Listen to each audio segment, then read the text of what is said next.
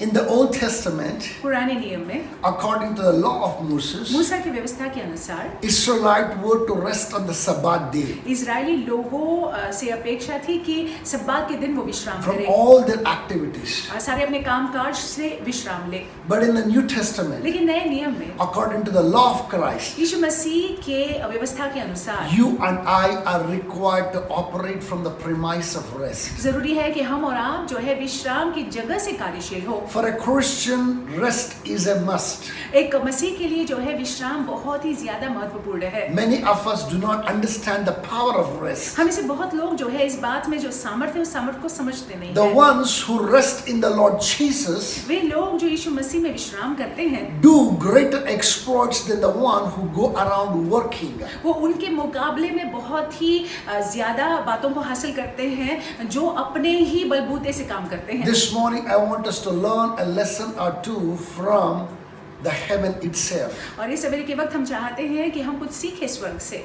I want us to open our Bible to Ezekiel chapter 1 verse 24. हम चाहते हैं कि एजेकिएल की किताब में हम देखें पहला अध्याय 24वां वाक्य। Let me just give you the background to this particular place. और इसका बैकग्राउंड मैं आपको दे देता हूँ। Ezekiel is a prophet of God. और एजेकिएल जो है परमेश्वर का नबी है। In fact, in the book of Bible, he's mentioned, is seen as a major prophet ये एक मेजर नबी है who operated during the times of exile of Israelites. और जब इजरायली लोग बंधन में थे तब जो है ये एजेकिएल कार्यशील थे। And this particular man, Ezekiel, was lifted in the spirit, and the Lord brought him into heaven and made him to see a particular vision. और इस एजेकिएल को जो है आत्मा में उठाया गया और स्वर्ग लाया गया और वहाँ पे उन्होंने एक दर्शन को देखा। And this, in the heaven, what he saw, he mentions very beautifully और जो in the उसने first chapter. स्वर्ग में देखा पहले अध्याय में बहुत ही खूबसूरती से वर्णन में करते He हैं। saw 4 creatures उन्होंने 4 प्राणियों को देखा which had 4 faces और जिनके 4 मुख थे and 4 wings, और जिनके 4 पंख भी थे and they were faced towards 4 directions of the earth. और पृथ्वी के चारों दिशा की ओर उन्होंने अपने मुख को लगाया हुआ था There were 4 wheels around them, और उनके इर्द गिर्द जो है 4 चरखे या पहिए जिसको बोलते हैं and those wheels would go out with these living creatures all over the world. और ये जीवित प्राणी के साथ साथ जो है ये पहिया जो है चलता था पूरी दुनिया में जहाँ पे भी वो All over जाते the थे earth for that matter. पूरी पृथ्वी पर जहाँ पे भी जाते But थे in 24 verse 24, लेकिन 24वें वाक्य में something very beautiful is mentioned of these angels, और- rather living creatures. इन जीवित प्राणियों को लेकर कुछ बहुत सुंदर लिखा हुआ है I believe that this morning that the Lord want to speak to us through these creatures. और मेरा विश्वास है परमेश्वर यहाँ से ही हमसे बात करना Verse चाहते हैं। 24, I'm reading from the NKJV, from the Ezekiel book of Ezekiel chapter 1. एजेकिएल की किताब पहला अध्याय 24वां वाक्य। It says, when they went, I heard the noise of their wings like the noise of many waters, like the voice of the Almighty, a tumult like the noise of an army. And when they stood still, they let down their wings. और उनके चलते समय उनके पंखों की फड़फड़ाहट की आहट मुझे बहुत से जल व सर्वशक्तिमान की वाणी व सेना के हलचल की सी सुनाई पड़ती थी और जब वे खड़े होते थे तब अपने पंख लटका लेते थे। These were the living creatures. ये जीवित प्राणी थे। They were in charge of the entire earth. वो इस पृथ्वी पर हुकूमत कर रहे थे And they, at the will of God and at the call of God, at the command of God, would go out to the nooks and corners of the earth and perform all that God ever wanted. और जब परमेश्वर उनसे कहते थे तब जाकर जो है पूरी पृथ्वी पर जो परमेश्वर चाहते थे उन बातों को ये लोग करते थे। I repeat, they had 4 faces. I repeat, they were directed, they were facing 4 directions. I repeat, they had 4 wings, and with 2 wings that they would fly, and with 2 wings that they would cover their body. और मैं दोहराता हूँ इनके 4 मुख थे और चारों मुख जो है चारों पृथ्वी के चारों दिशा की ओर थे और उनके जो है 4 पंख थे और 2 पंखों से जो है वो अपने मुंह को ढांकते थे और 2 पंखों से जो है वो जहाँ जाना चाहते थे जाते थे। And these living creatures were full of activity. और देखिए ये जीवित प्राणी जो है पूरे काम से भरे हुए थे But in the midst of the activity, लेकिन उनके कामकाज के बीचों बीच there was a time that they were required to be still. ऐसा समय होता था जब उनको खड़े रहना था, They were to be just still. बस खड़े रहना था, Rest in the Lord. प्रभु में उनको जो है विश्राम करना था। My brothers and my sisters, मेरे भाई मेरी it's बहन, quite possible that we too are full of activity. ये हो सकता है कि हम भी बहुत सारे कामकाज को कर रहे हैं, We too are running from pillar to pole. बहुत सारी चीजों को हम कर रहे हैं एक साथ By साथ। His grace that we are achieving much for His glory. और उनके अनुग्रह से उनकी महिमा के लिए हम बहुत कुछ हासिल कर रहे हैं। But as a Christian, that you and I are supposed to be having a time of rest, and we're supposed to be standing in all stillness. और देखिए, मसीह होने के नाते जरूरी है कि हम को एक विश्राम का समय हो और हमको जो है परमेश्वर की उपस्थिति में बस चुप्पी में बने रहना है। I want us to look at the latter portion of this verse 24. हम चाहते हैं कि ये 24वें वाक्य के उस आगे के भाग को हम देखें। And it says, and when they stood still, there was a time for you wherein you and I are required to stand still.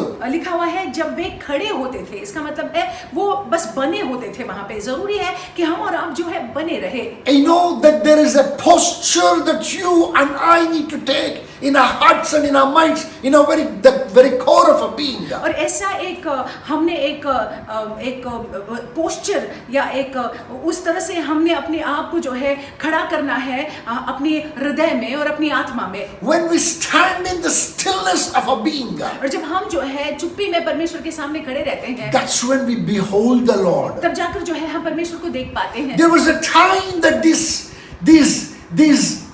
angels, the creatures, did everything that was ever needed by God. और एक ऐसा समय होता है जब ये जीवित प्राणियां जो है जो परमेश्वर चाहते हैं उनको करना, वो सारी बातों को करते हैं। But there was a time to stand still. लेकिन ऐसा भी समय था इनके लिए जब उनको सिर्फ खड़े रहना है। I want to ask you today, मैं आपसे प्रश्न पूछना चाहूंगा do आज, we stand? Do we have the time of standing still क्या? in the presence of God? हमारे पास में ये समय है कि हम परमेश्वर की उपस्थिति में बस चुप्पी में खड़े रहे। Do we cease from every activity and do we stand in all reverence in the presence of God? क्या हम सारा काम काज जो है छोड़ छाड़ कर परमेश्वर का मान सम्मान करते हुए उनकी उपस्थिति में क्या हम चुप्पी में खड़े रहते हैं? Let me tell you this very clearly. मैं आपसे कहूँ ये स्पष्ट रीति से, The posture that I'm talking about, और जो पोस्चर के बारे में मैं बात कर रहा the हूँ, posture is not the physical posture. शारीरिक जो पोस्चर है या शारीरिक रीति से जो हम करते हैं वो नहीं है। It's a posture of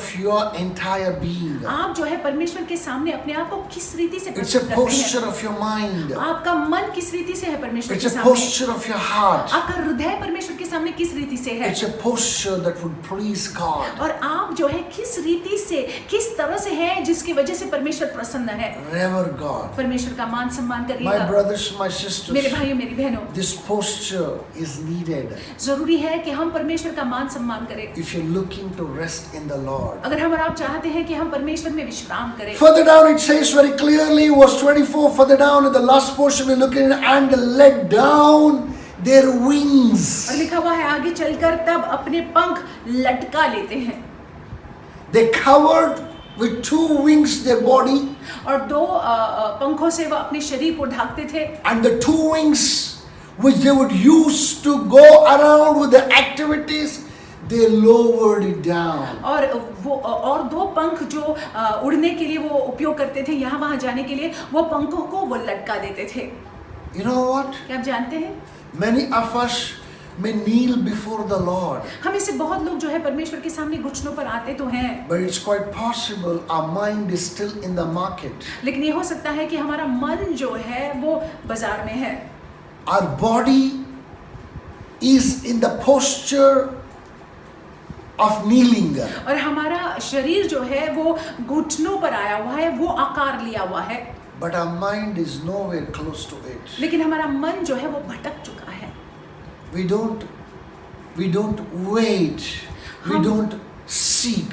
We just are lost so much in the busyness of our thoughts. हम जो है रुकते नहीं हैं, हम जो है उनके मुख को खोजते नहीं है, हम जो है अपने विचारों में ही गुम हो जाते हैं। Every prayer that proceeds out of our mouth is more connected to what is going on in our heads than rather than knowing what He wants us to do. और जो भी प्रार्थनाओं को हम प्रस्तुत करते हैं वो प्रार्थनाएं वो बातें होती हैं जो हमारे हृदय में चल रही होती हैं, लेकिन हम जो है जानना ही नहीं चाहते हैं कि वो क्या चाहते हैं कि हम करें। When you are in the stillness of your mind, जब आप जो है बिल्कुल शांत रहते हैं अपने मन में, when you are in the stillness of your heart, जब आपके हृदय में बिल्कुल आप शांत रहते हैं, when you lower every activity of yours, जब आप जो है अपने सारे काम काज को, अपने सारे उस परिश्रम को जो है साइड में बाजू में रख देते हैं, activity of mind and activity of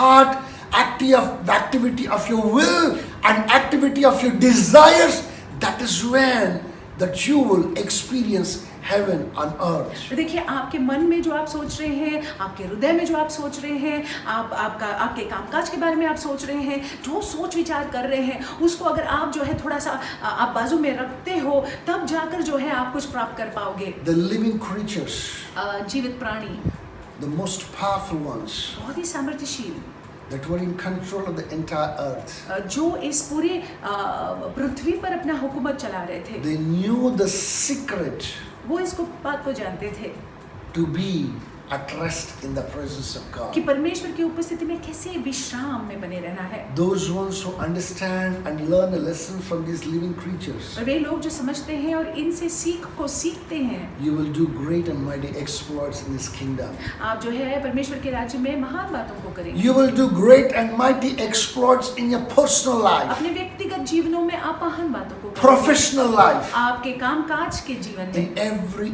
area of your life, आपके जीवन के हर एक क्षेत्र में, in every realm of your life. आपके जीवन के हर एक भाग में Ponder on this इन बातों पर मनन कीजिएगा and then learn to rest in Him. और फिर सीख लीजिएगा कि प्रभु में कैसे विश्राम करना है। Your आपको। resting may not go in vain. आपका प्रभु में विश्राम करना व्यर्थ न जाए। Rather, your resting will never go in vain. आपका प्रभु में विश्राम करना कभी व्यर्थ नहीं In the जाएगा। name of Jesus Yeshu Christ. मसीह के नाम से। With these thoughts, और इन विचारों के I साथ want us to begin your week. हम अपने सप्ताह का शुरुआत करेंगे। Mind you, this is going to be a week. This is going to be a series. और देखिए, ये एक सीरीज होने वाला है Next 3-4 days that we're going to extensively look on what it means to rest. और अगले 3-4 दिन हम देखने वाले हैं कि प्रभु में विश्राम करना इसका क्या मतलब है। These words settle in your heart, होने दे कि ये शब्द आपके हृदय में बस जाए, stir you up and make you to seek Him more and more. आपको प्रोत्साहित करे और आपको विवश करे कि आप प्रभु के मुख को खोजे। God bless you. परमेश्वर आपको आशीषित You रखे। have an awesome day, आपका दिन बड़ा अद्भुत जाए। an amazing week. एक बहुत ही अद्भुत सप्ताह। Stay blessed. आशीषित रहिएगा।